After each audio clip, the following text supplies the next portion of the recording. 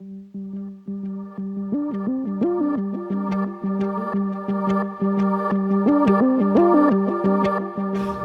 to another episode of Between Two Ferns. One fern. Sorry, this is Uncommon Entrepreneurs.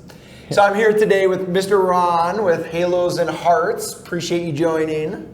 Man, I'm glad to be here. Yeah, appreciate the invite. Of course. So this is another nonprofit spotlight where we've known each other for at least over a year, and I know I see consistently, pictures and updates and friends that have helped you on rooftops to do what you're doing. So we'll get into what it is, but maybe just to start, what is Halos and Hearts? Halos and Hearts Foundation is something that I came up with from wanting to serve and help other people. And halos is kind of indicative of angels, right? Yes. And so it's kind of angels that come into people's lives and given of their heart to help people that are desperately in need. That's great. And so are you originally from Puerto Rico? No, originally from Southern California. Made my way up to Seattle. Okay. Raised a family there. Moved down to Utah. Got it. We are a 501c3 out of Utah. Nice. And now nonprofit here in Puerto Rico. Got it. Yes. I know you have a fiscal sponsor at the moment, so you have an 1101 if I'm understanding, and Yes. you are about to get approved for your own. Yes. Maybe by this time this video comes out, but Just either way, just days away. Yeah, you're Act 2260 qualified for a donation, right? Correct. Yeah. Cool. So there'll be a link below. This episode sponsored by Donate PR, the premier platform to see quality nonprofits that have been vetted, and so you can donate to your nonprofit through there and all that. So great. So let's kind of get into it. What inspired you to start Halos and Hearts? That's a good question, because I've never pictured myself doing what I'm doing now. It wasn't even in the cards. I've always been one to want to go help and serve people, whether it's my neighbor, driving down the road, stopping to help somebody change their tire. I've always had that sense of wanting to help somebody that needs help. So really my story begins over 40 years ago. I served here in Puerto Rico as a missionary. And so I volunteered my time, almost 2 years here in Puerto Rico as a young man. I learned Spanish at that time, and over the course of 40 years, I had never returned. I went back, got married, had family, raising children, and we never made that big vacation to come back to Puerto Rico. So when Hurricane Maria hit, my heart just went out to the people here. November, right after the hurricane, I came down for a couple of weeks and helped in the disaster relief. When I went back home, I went back to my mundane life, sitting behind a desk. At the time, I was a full-time estimator, so my world is construction and building bridges and roadways and that. I could not get the images out of my mind. The east side of the island, you had Yabucoa, Humacao, and Naguabo. You have these images of people without power, without water. We were passing out lights during that 2 weeks that I was here. And you would go to a home and they have this little tiny lantern that they've been living without power since Irma. And so it's very satisfying to give somebody some light, to give them a way to charge a cell phone. So after that 2 weeks, I go back at my desk doing my job, and I could not get those images out of my mind. And so that instinct that I had to always want to serve and to give and to help just became so overwhelming. And came to the point where I decided to leave my career, and I came back and began to do this full time. Wow, interesting. And how long ago was that? It's almost 3 years ago, in March when I came down. So after Maria? Yeah, after And that Maria. prompted it? Yeah, coming here and seeing Maria and seeing the events. With a construction background, I just knew that what's the devastation that's here is going to take 3 to 5 years to really help the people here in Puerto Rico. Even in November, when we were down here helping, one afternoon or one morning, we're in Naguabo, no power, no water, devastated, just a disaster area. And that afternoon, I'm in the food court in Ponce. the lights are on, people are mingling, families, and it just hit me. It's like, this is so strange. You have people just feels like so unaware of the devastation that's happened just, 30 miles away. So that was a big impact to me, and that's really what drew me back to. My heart never left Puerto Rico, so it was really coming back home, and since then I have gained a lot more friends and associates and families that I care for dearly now, having been here for almost 3 years.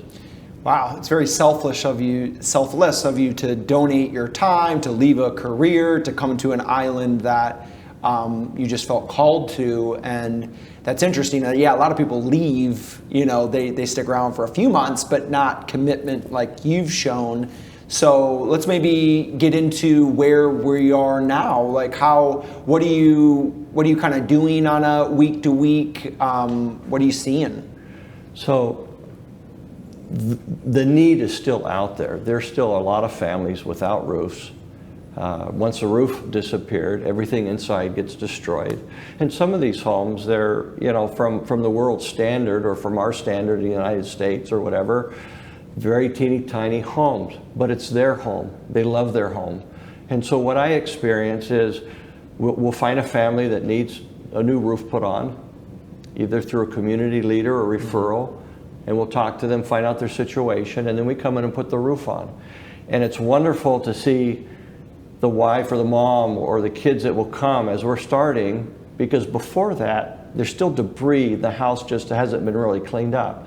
But the moment we show up and we start putting a roof on, they're in there sweeping and cleaning, and you really see home ownership. You see the pride. That's their home.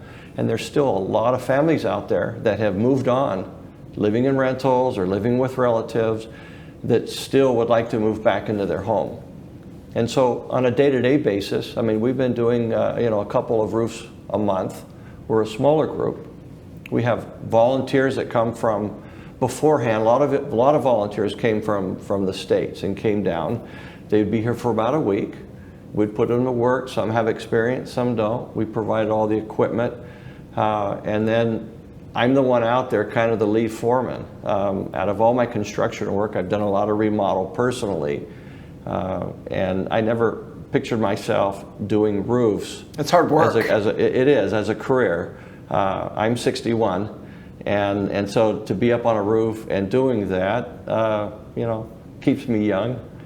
But we get people with no experience, but with my help and experience, by the end of a week or 2 weeks, we have a roof put on, a structurally sound roof that hopefully will stay on the next time we have a hurricane. Wow, that's amazing. So there's a couple ways somebody can get involved: volunteering and financial. Yes, yeah, right. Right now, always donations is probably the biggest struggle that foundations or humanitarian groups really struggle with is getting the funding to move things forward. We all know that it takes money to get things done. The second half to that are volunteers. And so being able to donate is definitely needed, and the volunteers is definitely needed. With COVID, a lot of our volunteers kind of shut down. I got stuck off the island in a country, got locked down and basically in the Bahamas. Puerto Rico had shut down, nothing was going to happen. So I ended up staying there to give my support and efforts to those in Grand Bahama. So when I came back... So Halos of Hearts went over there to do some roof repairs because they just had even a very traumatic event too. Yes, with Hurricane Dorian. So that's another aspect of what we're doing as a humanitarian group is helping in the Bahamas also. But because COVID, nobody was traveling. So when I came back, we began doing roofs, and I get on the phone and start soliciting local volunteer help. So this year I probably had more local volunteer help than we've ever had.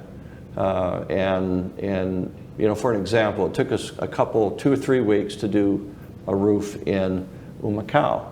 And some people either took off for a day off work to come help, but I had over 13 volunteers that were there for either half day or a full day, but we cycle through. They get there, we train them on a little job to do on how to put the screws in, how to put some metal on, and so that was a great project because that's probably the most volunteers I've had on one project. But and it's great satisfaction. I mean, where else in the world can you find that satisfaction of serving than going out and giving of your time to somebody else? I mean, there's nothing like it. So it's a good feeling when I'm able to help people find something greater than themselves to go serve and help somebody. That's amazing. We'll put some photos through this too, just to give context to what you're doing, because it's pretty visual, and wow, very, it's a hard job obviously to do, roof work, but I'm hearing you say, any testimonies from families or maybe even volunteers that have had a profound effect from what you're doing? Yeah, there's quite a few families out there that are grateful that we have helped them. I mean, literally the roof is the first thing that needs to get done. And sometimes the roof is too expensive for them to even put a roof on. So some people with FEMA, the kind of money they received, someone received $3,000, someone else would have received $20,000, right?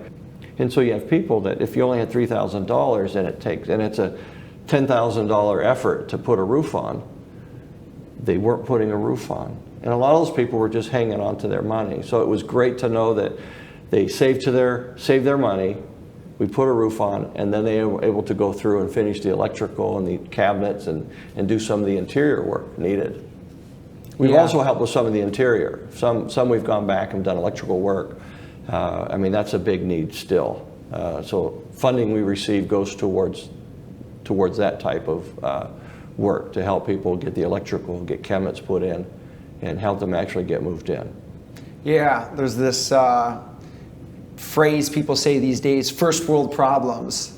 Like, people don't realize what it's like. You don't have a roof on your house for 2-3 years. I mean, how disruptive is that to your life? Like, what is it like when your internet gets cut off for one day? You know what I mean? So it's pretty powerful. You're given like hope. Yeah. To people. That's pretty powerful. Do you take a salary? No. I've been volunteering since I started. So, and nobody in the foundation, really, everybody's a volunteer. So 100% of our donations goes towards those efforts: equipment, materials, vehicles, anything that's a direct cost that goes to make that happen. It's powerful. Yeah. But as we're kind of wrapping up, what other, what else are you seeing like that people should know, like the impact or whatever? So another one of our initiatives that we're doing, because the roof building and the construction rebuilding will kind of subside, and so as a group, we're committed to stay here in Puerto Rico and help families and help those that are still in need. We consider ourselves a long-term recovery. So part of that is sustainability. And you make the assumption that people know how to plant plátanos or create a garden. People really don't. So our initiative is to go out and establish community gardens. We'll go in and fund it, buy the plants, the plátanos, and go ahead and create the garden boxes, help educate the local community. It's a place where they can learn, get their hands dirty, and then with that knowledge, they can take it to their own homes. And so I'm trying to create an environment to incorporate more local Puerto Ricans to come, because to come on a Saturday or a Sunday or a Friday through Sunday and help establish a community garden, I think there's a lot of people that would love to go out and help do that. So that's really something that we're looking forward to, and getting off the roof. So to do some, get my fingernails dirty with soil. Yeah. And helping that would be great too. For sure. So you're building community by that. You're teaching, sustainability. Yes. You're, that's more important than ever right now. As everybody's kind of isolated. You're, this island. You throw a seed on the ground, it's going to grow. Yeah. So, but maybe they don't have the skills and they don't know how simple it could be. Yeah, so you're kind of teaching a man to fish. Yes, exactly, and that's the idea. To be able to give back to the community, take the donations that we receive and use them where needed, and we think that's going to be a good mission for us to do that also. That's awesome. Well, good. Any last thoughts? serving others is one of the greatest joys that someone could receive, and for me at least, and I think other people can find that, and I think we're there to help people do that. People can reach out to me. I'm accessible. How do they get a hold of you?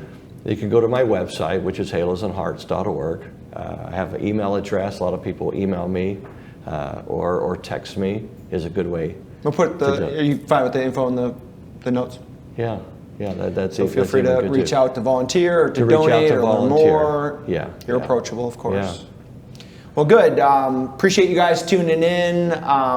Check out their nonprofit. It's worthy of it. We're shooting in amazing Coco Haus and the new Co.Lab that just got launched. So if you have a need for doing any kind of like podcasting or video work, this is amazing, as well as this is recorded by Record Space Studios. So appreciate you coming on, Ron. You're doing good work, and people need that right now. So I agree, to give is to receive. So thanks for coming on, Ron. Yeah, thanks. Hey, this has been great, and especially to donate PR for their platform and a way for people to donate. They put a lot of effort into doing that, so I'm grateful for that, for your group, and for having me. Yeah, of course, for sure. We'll put the links below. Appreciate you coming on, and yeah. Thanks, man. You're welcome. Yeah.